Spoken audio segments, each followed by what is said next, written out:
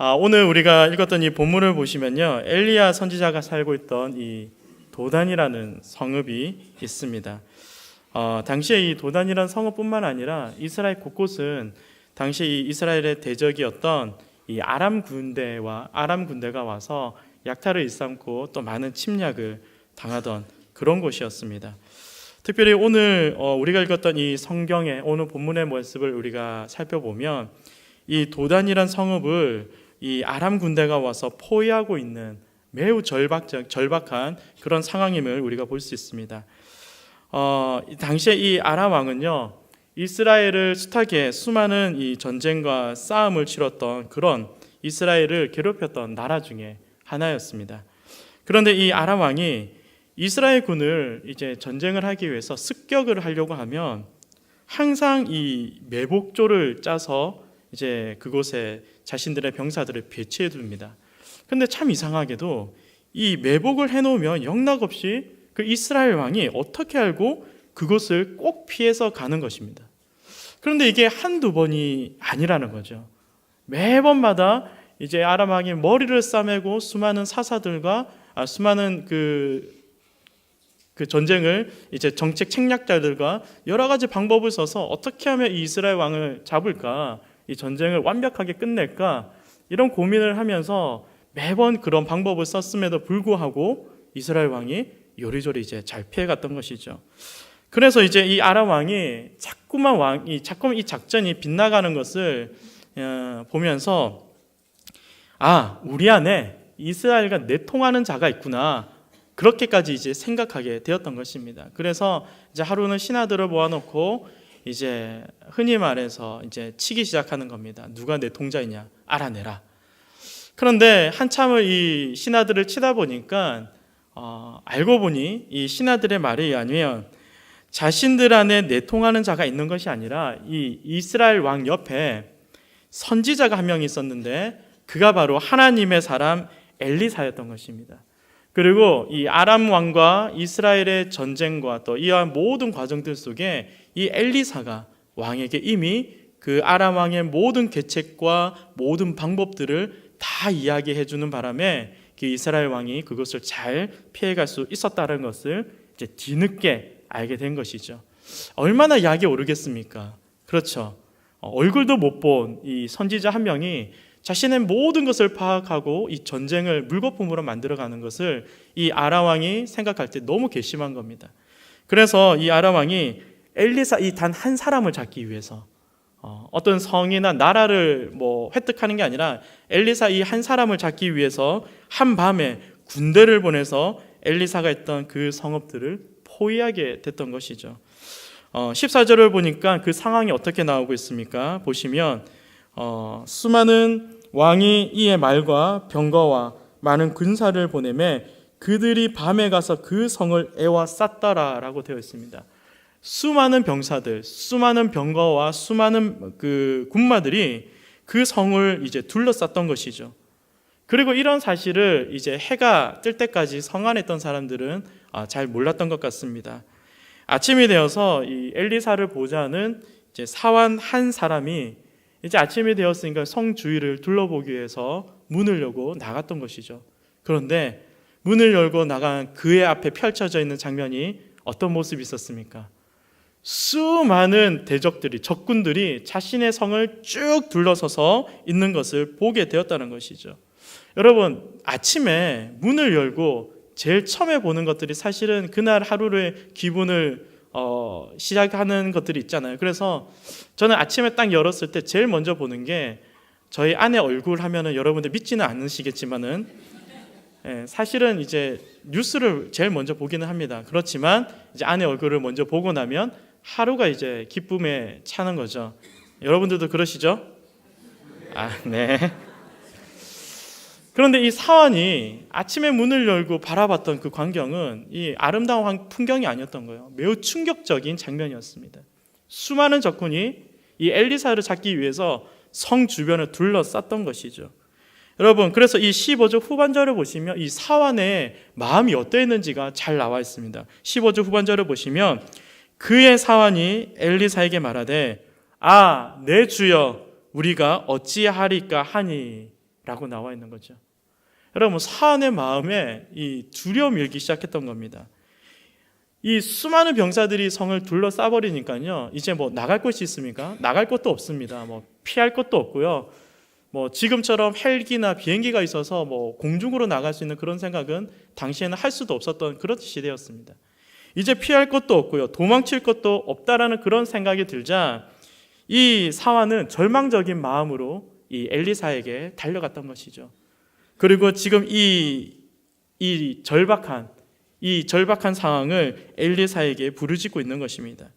저는 이 장면을 보면서 조금 엉뚱한 상상을 한번 해봤는데요. 아마도 이 엘리사를 찾아갔던 이 사환의 마음이 조금은 더 어땠을까라고 한번 생각을 해봤습니다. 그래서 아마도 이 엘리사를 찾아온 사환의 마음에 이런 생각이 있지 않았을까 합니다.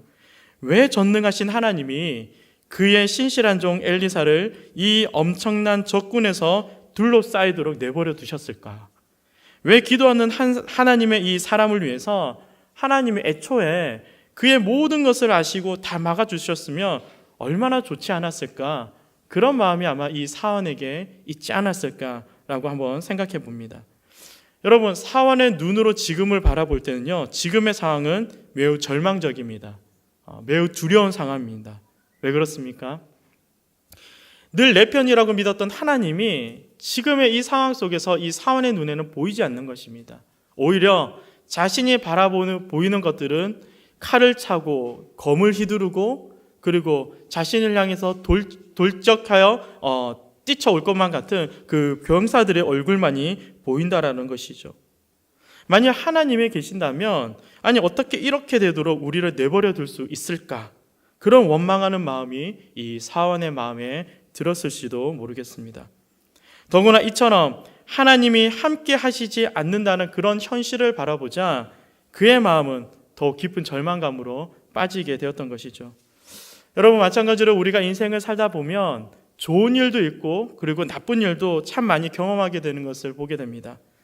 그러나 좋은 일을 당할 때 우리는 어떻습니까? 그것은 우리에게 축복이라고 생각합니다. 좋은 일을 경험하게 되면 그것은 또한 하나님께서 나와 함께 하신다라고 우리는 생각을 하게 되는 것이죠. 그런데 반대로 생각해 보면 나쁜 일을 우리가 당하거나 우리가 고난을 당할 때는 어떻습니까? 여러분, 고난이 기쁘십니까? 그렇지 않으시죠? 고난을 기뻐할 사람은 아무도 없습니다. 그리고 고난을 이것이 마치 축복이라고 여길 사람도 아무도 없다는 것입니다. 축복이 아니라 이 고난의 자리는 매우 힘들고 어려운 자리입니다. 그리고 어떻습니까? 하나님이 마치 나를 버리고 하나님이 나와 함께하지 않는 그런 마음이 든다라는 것이죠. 이처럼 오늘 고난을 축복이라고 생각하는 사람은 아무도 없다라는 것입니다. 오히려 우리 안에 기쁨이 충만하더라도 이 내게 닥친 이 고난 때문에 우리 안에 있던 이 기쁨들이 모두 사라지고 그 사라진 것에 무엇이 생길까요?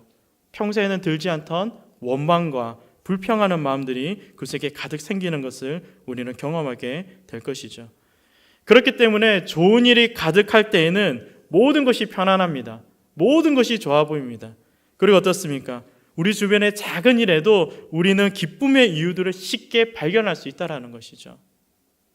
그런데 반대로 나쁜 일을 당하고 우리에게 고난이 계속해서 나를 계속 괴롭게 할 때는 우리 안에 이런 기쁨의 이유들을 우리는 쉽게 찾아볼 수가 없다라는 것입니다.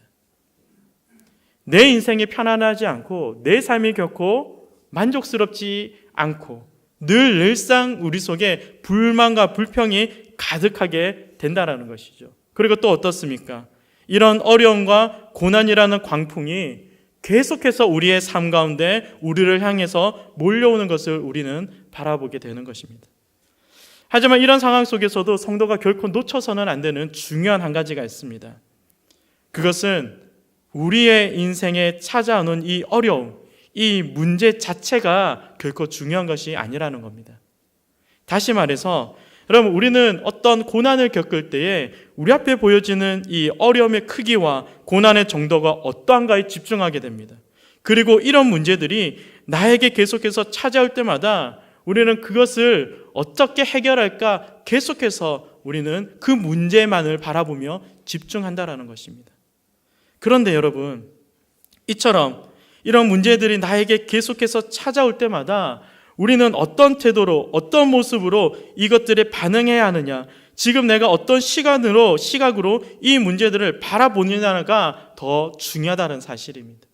문제 자체에 집중하는 것이 아니라 그 문제에 대하여 반응하고 바라보는 시각이 어떠하냐가 우리에게는 너무나도 중요하다는 것이죠. 여러분, 성경을 살펴보면 이 야고보서 1장에서 이처럼 우리가 고난이나 너희가 살면서 시험을 받게 되거든 그것을 불평과 원망에 사로잡혀 있지 말고 오히려 내게 주신 이 고난과 시험을 온전히 기쁘게 여기라고 하나님께서 말씀하고 있다는 것입니다. 여러분, 시험과 고난이 우리의 삶에 찾아오면 어떻습니까? 결코 쉽지 않습니다. 고난은 힘들고 어려운 것이 당연한 겁니다. 그러나 하나님께서 그럼에도 불구하고 그것을 기쁘게 여기라고 우리에게 말씀하고 있는 것이죠. 여러분, 이 말씀이 조금 이해가 되십니까? 아니, 어떻게 우리의 상식과 생각으로는 이 고난을 결코 기쁘게 여긴다라는 것이 우리로서는 도무지 이해가 가지 않는 그런 이야기일 것입니다. 그러나 여러분, 분명한 것은요, 하나님께서는 우리에게 어떤 고난과 시험을 감당하게 하실 때는 아무런 이유도 없이 우리를 그저 고난 가운데 던져주시거나 우리를 결코 혼자 내버려 두시지 않는다는 사실입니다. 우리가 고난과 역경을 당할 때에도 하나님은 이 분명한 목적과 계획하심을 우리의 모든 삶 가운데 가지고 있음을 여러분 반드시 기억하시기 바랍니다. 그래서 우리가 때로는 깊은 절망 가운데 허우적대고 슬픔에 가득 찬 그런 인생을 살아갈 때에도 하나님은 결코 우리가 그렇게 살기를 원하시지 않는다는 사실입니다. 여러분, 그분의 목적과 그분의 바람은 지금의 이러한 같은 고난과 절망 속에서도 우리가 하나님을 더욱더 신뢰하도록, 하나님을 더욱더 의지하며 하나님을 더욱더 철저하게 바라볼 수 있는 그와 같은 믿음을 가지도록 우리를 세워가신다는 사실입니다. 여러분, 이처럼 이유 없는 고난이 없고요, 이유 없는 어려움이, 아픔이 없다라는 것입니다.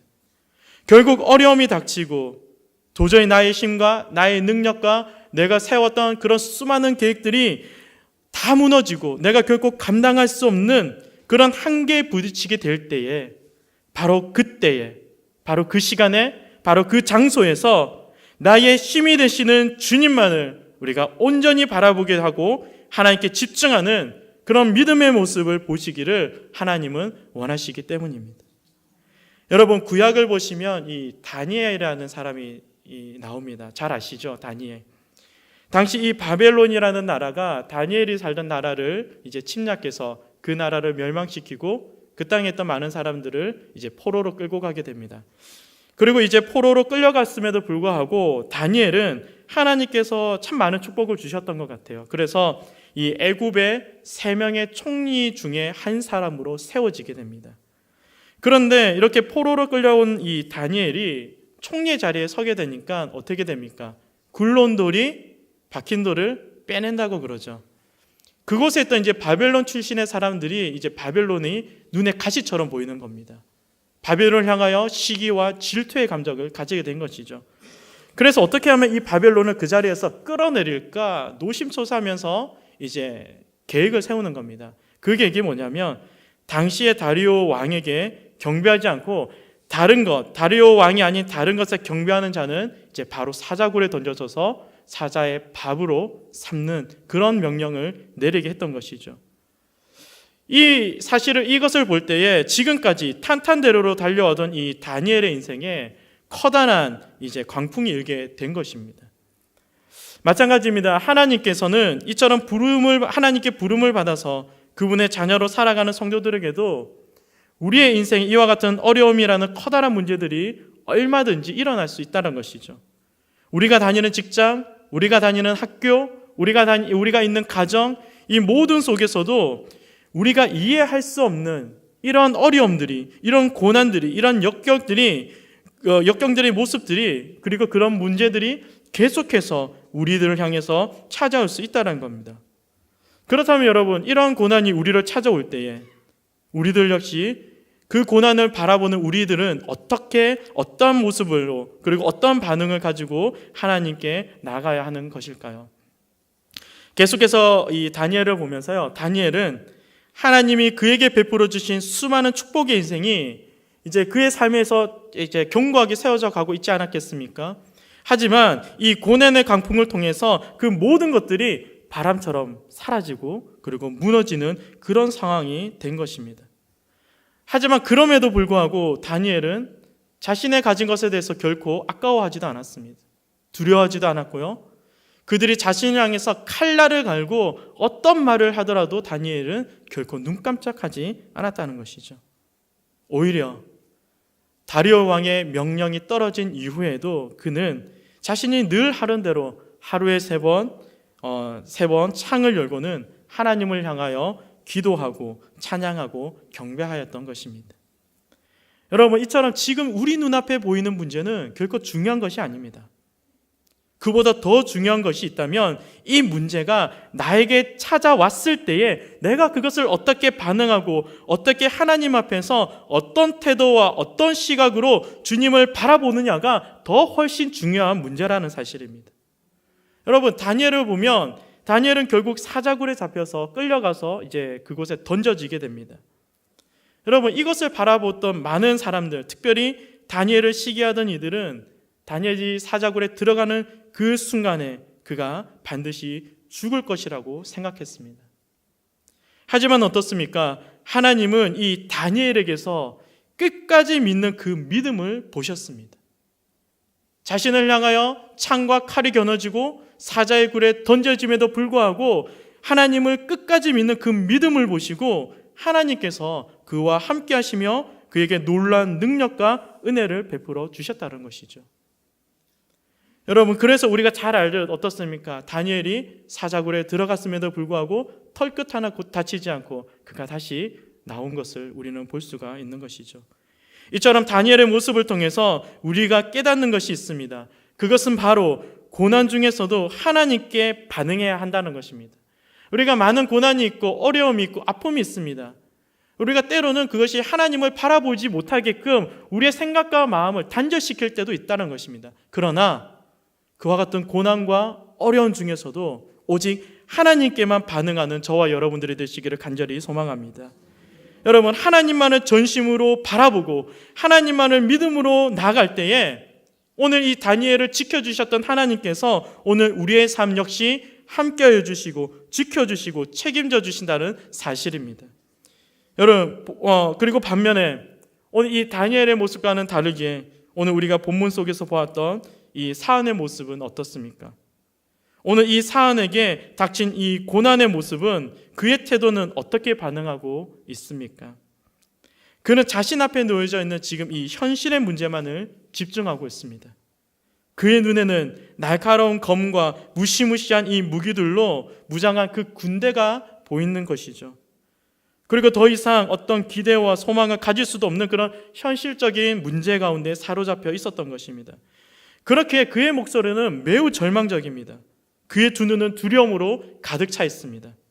하지만 이 두려움에 떨고 있는 사환을 바라보는 엘리사의 반응은 어떻습니까? 16절을 보시면 그 두려움에 떨고 있는 사환을 향해서 엘리사가 이렇게 말하는 것을 보게 됩니다. 대답하되 두려워하지 말라. 우리와 함께한 자가 그들과 함께한 자보다 많으니라 하고, 엘리사는 이 사원에게 두려워하지 말 것을 말하고 있는 것입니다. 여러분, 생각해 보십시오. 이 말을 들은 사원은 아마도 자신의 두 귀와 이 두 눈을 의심하였을 것입니다. 왜 그렇습니까? 아니, 주위를 아무리 둘러봐도 지금 당장 우리를 지켜주고 우리를 보호해 줄 수 있는 그 어떤 것도 보이지 않는데 이 엘리사는 두려워하지 말라. 저곳에 우리를 둘러싼 적군의 수보다 우리와 함께한 자가 더 많다라고 이야기하고 있다는 것이죠. 아마 사원은 순간적으로 엘리사가 이 두려움 때문에 정신이 희미해졌구나, 아마 그렇게 생각했을 수도 있을 것입니다. 하지만 엘리사가 그를 위하여 기도하여 이르되 그의 눈을 열어 보게 하시기를 빌자. 어떤 일이 일어납니까? 그의 눈앞에 펼쳐져 있는 수많은 불병거와 불말들을 그가 보게 되었던 것이죠. 지금까지는 그의 눈에는 보이지는 않았지만 그러나 엘리사의 눈에 보였던 그 수많은 불말과 불병가가 산에 가득하게 채워져 있는 것을, 서 있는 것을 이 사환이 그 두 눈을 통하여 볼 수 있게 되었다는 것입니다. 여러분, 이처럼 우리가 고난을 당할 때에 우리가 실패하는 이유가 어디에 있습니까? 그것은 자신의 상황에서 자신에게 보이는 이 현실과 그 모습과 그 문제만 우리는 집중하기 때문입니다. 그러나 하나님의 부름을 받는 자녀된 우리들은요, 이처럼 세상의 관점과 세상의 눈으로만 보는 것에 집중하는 그런 인생의 자리에 머물러서는 결코 안 된다는 것입니다. 우리는 주님만을 온전히 바라보는 그 믿음을 통하여 모든 만물 가운데 살아계시고 지금도 우리를 위해서 역사하시는 주님만을 바라보는 인생이 되기를 간절히 소망합니다. 그렇기 때문에 우리에게 이 고난은 때로는 보이지 않는 속에서도 모든 것을 열시고 모든 것을 준비하시고 우리를 지키시는 그 주님을 향해 믿음의 확신 속에서 걸어가는 그런 여정입니다.